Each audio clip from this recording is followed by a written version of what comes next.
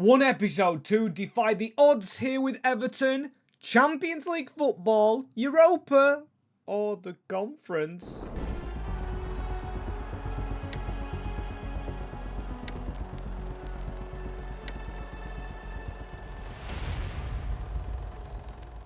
Which I'm scared about, but yes people, welcome back to the Everton Career Mode. As you can see right now, the same amount of games played as Arsenal, a point behind, which has me excited obviously. 4 defeats, 16 goals against this season, 16. That is 4 less than Brighton, who somehow are still in 5th. And you might be thinking, Max, why aren't you jumping for joy? Jubilant. Well, it's because we've got this month to start off with. Man United, Arsenal, Spurs, who are closest to us, and Newcastle, as I think we have to play Spurs out of all those big games, and Arsenal, who are near to us in the league, so we're going to be simming Man United. With a team like this, the team coming on leaps and bounds. Never really took a moment to show you the first teamers, only the players out on loan, etc., as the captain has been James Gardner, the reason being he's always available. Jordan Pickford hasn't been. Tarkowski's obviously left the club. Jake O'Brien, he was really unfit, came through the unfitness. Marcus Leonardo's now our striker in the almost Everton looking kit behind him, and that's our title run over, I would say. He gets a goal, but Šeško gets a one before him, giving us a brilliant start to today. So we play 8th next, then 1st, then 3rd, and we did lose our best player last episode, signing Lewis Ferguson up. If you haven't seen that, make sure you do check it out. And I was always thinking last transfer window I was replacing Mikolenko, but it turns out the man is saving us. His physical is not very good, but his dribbling and passing makes up for it. Him and Ndai perfect as Arsenal at home, however. Now with a 5-point gap, because obviously 2 draws in a row isn't good enough. Spurs chasing, and I think to myself, why don't I just play Spurs when obviously we can stop Spurs getting into European competitions? I want to challenge myself against the best. With youth still coming through, not great youth. Jonathan Graham of Jamaica, and then we went to Jordan because these were given to me by the comment section, aka you guys, to go and scout, as Yusuf Hijaz is the next player. Looks a decent little striker, and if you guys want me to scout a country in particular, I couldn't spit my words out right there, let me know in the comments. Check out the affiliate link as well in the description. Chunk Fudge sponsoring the channel, I've got to say, because I'm literally chewing some off screen.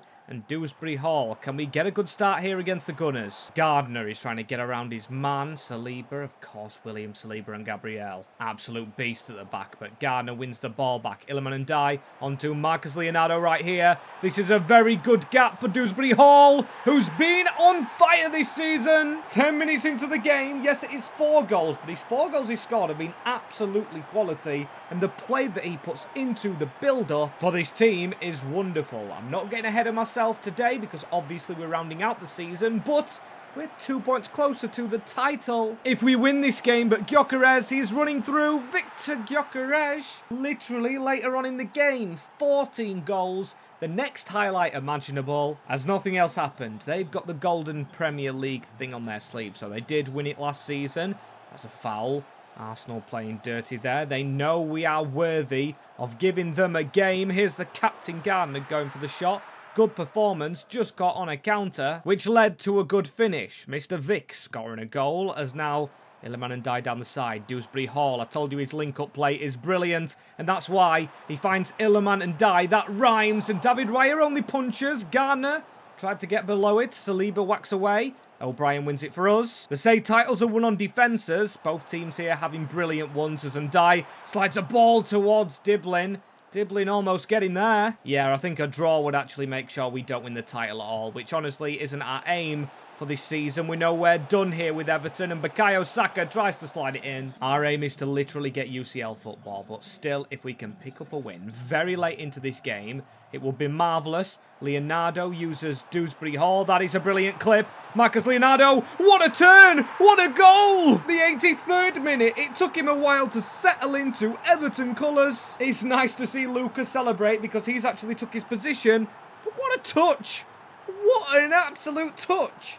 Is that the best goal we've scored this season? Do we dare to dream? Because our goal difference, yes, it's took a little hit, especially with some of them simulations, and now Brighton are trying to catch up our goal record, which I hate to see. Obviously, out of all the cups, this is our full focus now. Spurs, We've got a rotatable team. And I think I want to play Chelsea. We didn't play them on earlier, and Spurs don't have a strong lineup. Just look at some of their players. Their highest rated is an 83 Bergvall. As a game in hand now, our goal difference not superior judged by the goals for this time. So if we can score more goals, or if we do score about 20 in this game against Arsenal's rivals, we could potentially go to top spot. I don't know why they don't just throw us the game, which they might have done. Imleman and Die very early into the game, and now it's AFC Bournemouth, please. Oh my days, this could be the season. A Leonardo hat-trick has us very much in the mix. I'm not going to show you the league table, but a travel slip-up means significant delay and potential hardship for us going into this away game. Chelsea look like they're already celebrating. Literally, mate, calm down. Kickoff's not being taken at the bridge yet. We have changes, though, and they might have seen our changes and got a bit excited. It looks like there's fatigue to our lads. Maybe that's the issue. The travel slip-up issue, as Doig is in the team. Bracco and Irie, with Iliman and Dye trying to maybe find a ball across the field. And it doesn't seem like they're running slow, despite the fitness showing really slowness on the players. Right, that's a fatigued pass. Not good, but yeah, changes have had to be made because Tyler Diblin's absolutely knackered. Same as Ferguson, same as Mikalenko, who I said was good, as João Pedro. What a running behind. O'Brien needs to get rid of a big save from Pickford. Chelsea don't even look all good. We saved their best chance, which through the middle, and Cole Palmer's just thrown me off with that. Jordan Pickford still is on it. Scoreline remains 0-0, and that's towards Trevor Chalobah. Half-time made 0-0. No idea how Chelsea haven't scored. This isn't the performance of some team that's going to go on and win the league, so we need to be a lot better. Sardella working with Irie. Tyler Diblin are kept on the bench because he's in the orange with his fatigue fitness. Not really calling it sharpness, because that's not what it is, and he potentially could come on if he is called upon. Sardella, that was the riskiest slide tackle ever. They've passed around us. Neto into Caicedo, and Hato, who loves to get forward as a fullback, into Pedro Neto again. He's literally just toying with us. Josh Doig, get rid of it. Not doing us any favours, though, and even though he's on that training drill, I think he should be able to read a run in this team, as if we see this game out, a 0-0, would potentially knock us off this title challenge, which we've put ourselves back into, but wouldn't be the worst result at all, as Leonardo here does have a run on. We've got Luca on the bench, but Colwill reading the Brazilian, giving us, wow, this team. Right, Diblin, Ferguson and Mikalenko's recovered. That doesn't look normal. That looks like a glitched, unexpected event. How many days till our next game? Right, we've got 5. We're going to have to heavily rotate. Brighton and our team just chasing us. And Liverpool have gone above us. Yes, the rivals who we have beaten already this season. Arsenal dropping out. Down into 3rd position with this title. Very much in the balance. And I think I've got to simulate Brighton because Manchester City at the Hill Dicky. We've got to make sure we win that one. And slight rotations mean we're just slightly fitter. Branthwaite I'm worried about. As match day 31, the 2 best defensive teams get a goal each and cancel each other out. Leading to a big race. We're back to first. 17-day wait till Burnley, where we hammer the team from Turf Moor. Leonardo with 2 more goals. The team back almost fully fit with a week's rest till Manchester City. Very well stepped in from Tim as well in the defence, because O'Brien needed that long rest. I don't know, even though we've changed him to a centre-back. Last season we didn't have many players, but this season we've had all the time to rest him, and he still doesn't recover after a rest. There's just something broken with him as a player, as we need to put the pressure on Manchester City. Ait Nouri, force them into mistakes. Grinders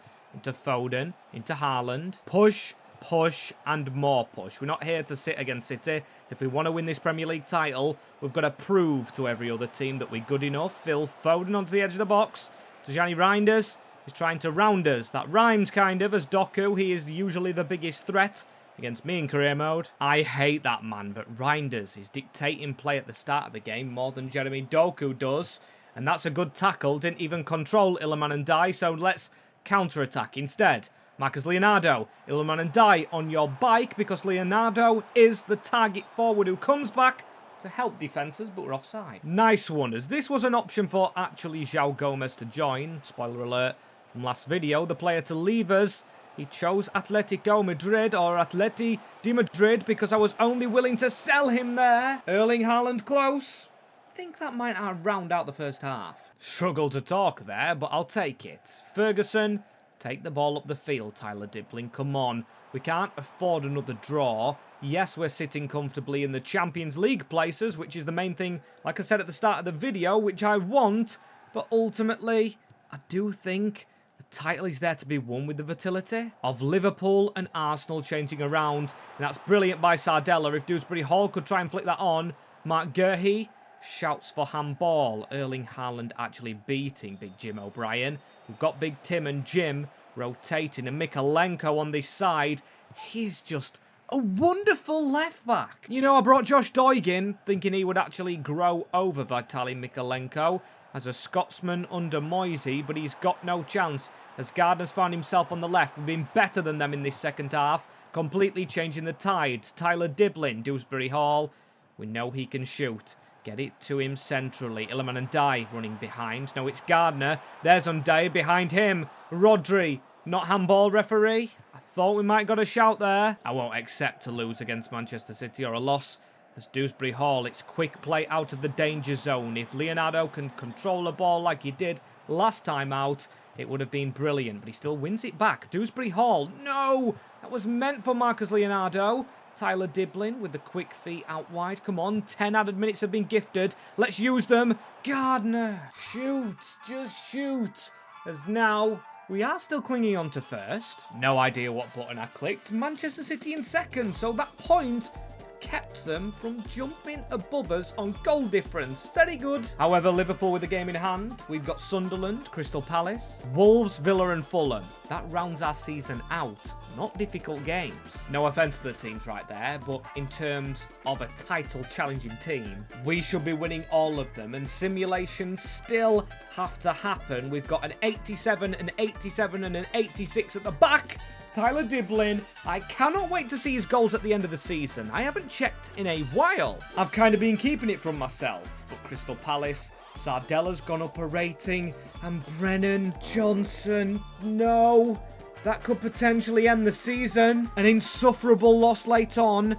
Teams behind us with games in hand like Arsenal and City. Due to their cup runs, I mean City are in the final of the FA Cup and Arsenal have won the Carabao against the next team we face. Wolves down there in 18th. Need to be getting the 3 points, but they'll desperately want them to keep themselves up. But that is a massive win for Everton, but still sits as second. I'm guessing the games in hand have been played, and City played Villa. They were our game in hand. City have just won the FA Cup, and please, no, that's going to be the season. Daniel Marlon and Berthe popping the balloon of Everton.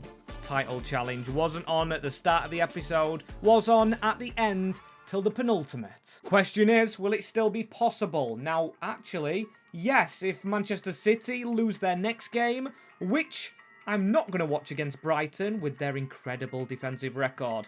Focusing on ourselves. Fulham we have next, and I do want to round out the season before the final game, because then we can end potentially lifting the title, which I want to do against the odds still, of course, with City needing to lose games.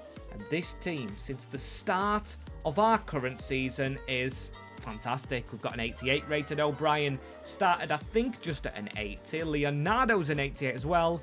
Gardner, the captain, doing great. Our lone boys the same. You can take a look in depth if you want to focus on them. I'm not happy with Irie or Hilson, but they are backup lads, as Keane and Dewsbury Hall statistically might not be up there because I know he only scored like 4 or 5 goals, but he is up for Player of the Year. Might put Player of the Year on the community tab. If you guys do want to vote on that, I said it at the end of last season, but yeah, if you do want to vote on who's the best player in the comments below, or by clicking a vote, let me know and I'll put a vote out there, as these are the stats of the players. We have Tyler Diblin with 16, same as Leonardo, and Dye with 10 and 10. Harsh on Gardner, but I think them 3 with the contributions, and then Dewsbury Hall are up for Player of the Year. We knew the results of the Carabao and FA Cup before being played. The big boys going and winning it. As City are in a FA Cup, or should I say Champions League finale, like the fixture that's being played in real life. Maybe that puts them off winning the league. Lille versus Juve in the Europa. And Conference League. Seeing Rangers is giving me nightmares. Should have been us last season. We've got a little bit of money to carry over because, yes, the board said that was carrying over. And we are guaranteed Champions League football, I believe. Yes, we are. So Everton will be in the Champions League. But will it be with a Premier League trophy? Fingers and toes crossed, we beat Fulham at least. Brilliant turnout at the Hill, Dickie. For this game against Fulham, I was going to show you the crowd, but then I skipped on. I want to get my mind in focus for this game. Against a brilliant Fulham, it's got to be said. Manu Sanchez, Malik Fofana, Reed still in the midfield. Okay, very mishmash. They've got a lot of wingers. Smith Rowe is playing through the centre, I believe. Playing good flick on balls with his man right there and almost flicked it onto Rodrigo Muniz. Ferguson. Not seen much of him in game so far. He whacks it straight up to Manu Sanchez. Luca, I tell you what, could play at some point. Looks like Manchester City have scored with the points I put on. The commentary points, that is, to tell us if there's a goal elsewhere. Smith Rowe trying to test Jordan Pickford. Potential England teammates if Smith Rowe's on form, which he is today, it seems. Malcolm, that's Tyler Diblin charging in with a dodgy pass into Jared Branthwaite, but he's dealt with it, and we're going to deal with it up the field. Dewsbury Hall, Tyler Diblin. Diblin making the running behind. Crossed that first time, too much on it. He's going for the spectacular, and O'Brien, he's been absolutely sent, but I'm glad he's actually blocked the shot off. That's going to be a handball. O'Brien got back in position, giving away this, and it's going to be Malcolm, the right winger. Is that the Malcolm that was at Barcelona, taking a penalty and burying it in? Fair enough. I think it is. He's got the armband, which looks like maybe a Zenit one, as he was there before. Maybe EA haven't updated him. I don't really know, as I'd love to see a blue wristband in our team, being the blue team. And Gardner, that's going to be a penalty to us, surely. Calvin Bassey just handled the ball. Nothing given as we see half-time. Where's Moisey as the manager getting onto that official? For a penalty to go against us, but not for us, especially when it looked like the same thing, is absolutely mental. Gardner, where are you running? Straight into Malcolm, who is the danger man. He's just absolutely skinned Jared Branthwaite. And Fofana here with another chance, potentially. Jordan Pickford, that is world class. They've started this half off really strong, but that save even stronger. So now we need to get going. Diblin, that save absolutely world class, but now we need to get going again. Sander Berg in the middle to Smith Rowe. Fulham starting to dominate here. Malcolm with a 1-2. Sander Berg. I think we looked at signing him in Season 1. Or was that in a different save? As Rodrigo Muniz trying to run through. That's a good tackle. I think getting the ball. Yes, I did slide in the box. But come on. A yellow card as well? I think this is going to be the end. I think we're going out with a whimper. I think we, went through the player. Okay. The referee's got that right as I'm kind of rushing. Jordan Pickford trying his antics again to save. The Malcolm penalty, which goes in the back of the net and means Everton won't win this Premier League title in Season 3.